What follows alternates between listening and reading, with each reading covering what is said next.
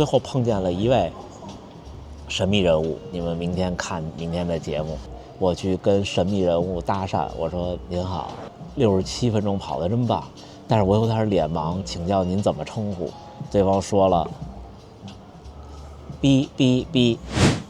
哎，大家伙早喽！10月21号星期一，都7点54了，还没吃早饭呢。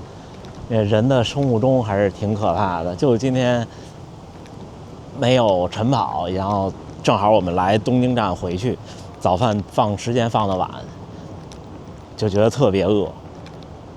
今天是比赛后的第一天，今天没跑步。我想的是从明天起怎么着都恢复训练。今天也没什么疲劳感，因为跑得不够快。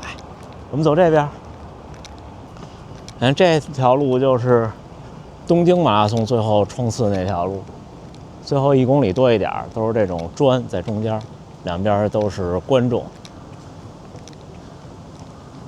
我挺喜欢东京的这条街两边，虽然像什么那些昂贵的品牌，我不消费，但是有不少看着特别漂亮的餐厅和咖啡厅，这个中国工商银行。今天是周一了，都是上班的人，早高峰，就感觉原来来东京也是这感觉，就是周末的东京跟工作日的东京是完全不一样的。那时候周末来的时候，银座那个3月百货前面那一特别宽那条街是周末的步行街，就不让过车了。那个地方大概是30来公里的地方，东京马拉松那条街跑过去的感觉特别好，特别宽，然后两边垂的那种特别大那种竖着的那种旗子。然后一到工作日，东京就冷下来了，就带引号的冷，就像就纽约那种感觉，尤其是工作日的早晨，快要到早高峰的时候的大街上，每个人都行色匆匆的。但是一到周末的时候呢，人们又都特别的嗨。这条路上就好多这种雕像，这不知道雕的是就模仿的谁或者致敬的谁。那这雕像的动作跟 Michael 似的。哎，小伙伴们，我们坐下了，也点完了早餐。今天为什么先放这一期呢？是因为我整理昨天拍的素材，昨天拍了好多素材，我怕今天弄不完。先跟大家做个预告。昨天的比赛特别的奇妙，昨天的比赛不一样，从来没有这么跑过比赛。成绩是1小时33，就在我看来对我来说是很慢的，对吧？因为都没有跑进破3的配速。但是呢，事实情况是跑得挺轻松，就当了一堂训练课。因为这次这个感冒，我估计就像有的小伙伴评论区说的那样，可能是流感的一种。就这次对我的影响特别大，就到今天都觉得不是特别的有劲儿身上。但是呢，我的决定是明天开始必须要回归一个正常训练。因为就像我说受伤那个我的经验一样，你不能等到全好，因为你等到全好，可能最后那5%得用95%的时间。所以明天就正常恢复训练。所以咱们明天还能见，或者明天不见，明天也是那部昨天比赛的影片。昨天比赛为什么有意思呢？是因为在赛道上，在赛道边上，在出发的地方，还有在最后碰见了一位神秘人物。你们明天看明天的节目，最后碰到了一位神秘人物，而且我还特尴尬。当时为什么呢？因为神秘人物跟周围的小伙伴们谈笑风生，好像是个大人物，然后我就跟那儿尴尬的不说话，看着他们看了有3分钟，我实在忍不住了，我去跟神秘人物搭讪，我说您好，67分钟跑得真棒，但是我有点脸盲，请教您怎么称呼？对方说了 B， 你明天看吧。哈哈哈哈哈，就这么回事儿。然后赛道上也是出发的时候碰见了2位频道的观众，他们的目标是冲击1小时35。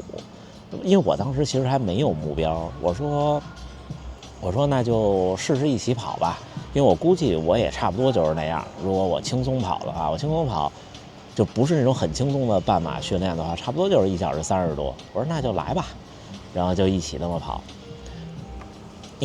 感觉还挺好。最后给那个小伙带到了1小时33，这大家就先剧透，明天看过程中特别有意思。过程中，我后来发现，我其实不知不觉就跟他说话，包括带他，包括跟大家在屏幕前说话，我分享了好多比赛中的我的一些有用的、没用的经验和经历，还有一些技巧。这些平常节目里我说不了那么的细致，因为没有那个环境。而真正比赛的时候，我又没有机会这么说。昨天是个难得的机会。那咖啡杯挺好看的，看没？就怎么说呢？大阪很少有这种环境的地方，但是呢，东京是真的贵。我们一会儿就直接新干线去东京站了，然后就回大阪。这一趟你要说为了这么一个比赛值不值当的这一趟差旅，其实这趟差旅成本不低，但是呢，它又是不一样的体验。有时候甚至比我觉得说我去跑一个118、117更不一样的体验。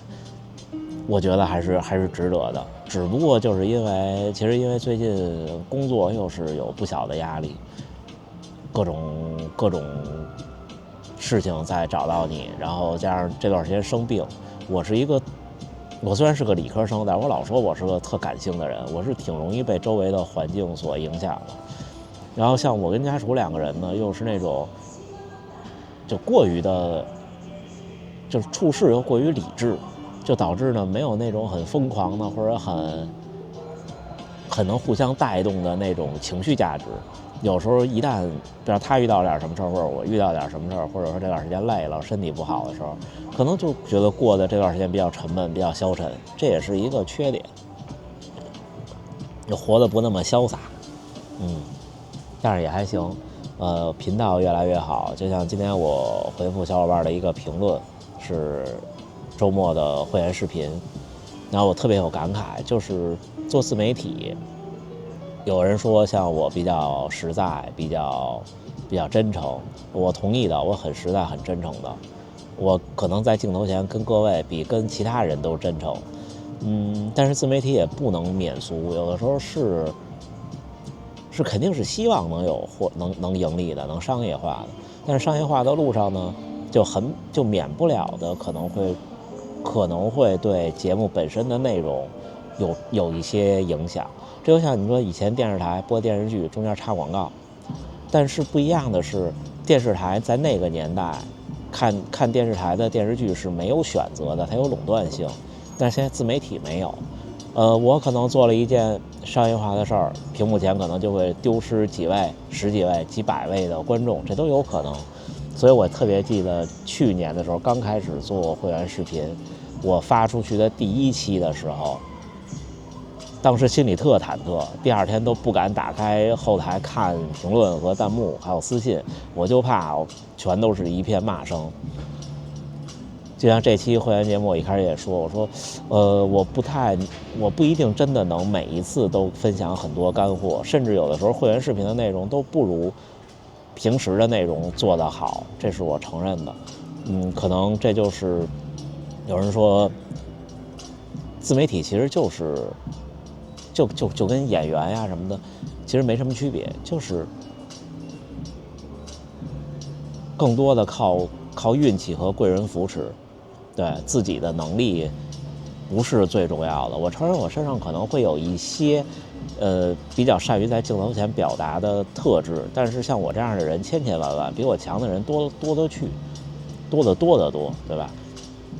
还是靠一些小幸运和屏幕前的各位的帮助，行吧？这就是这次东京行的一些小感想。这一次改变了我好多看法，这次生病也改变了我好多看法，因为我平常不怎么生病，这一次就会让你能更看明白好多事儿。再加上现在就包括我个人整个家庭，还有包括工作什么的，都是在一个转型期或者是静态变化的期，那我们就慢慢来，从长计议，明天恢复训练。跑步的时候呢，不想其他的；工作的时候不想跑步的。生病了就养病，比赛了就努力备赛。未来的负担都是强加给自己的包袱，以前的不高兴呢，都是给自己徒增的烦恼，就一切拉倒。我那个早餐做得太慢了，只能最后在吃饭之前祝大家能努力生活，健康平安。来个咖啡吧，咱们明天再见。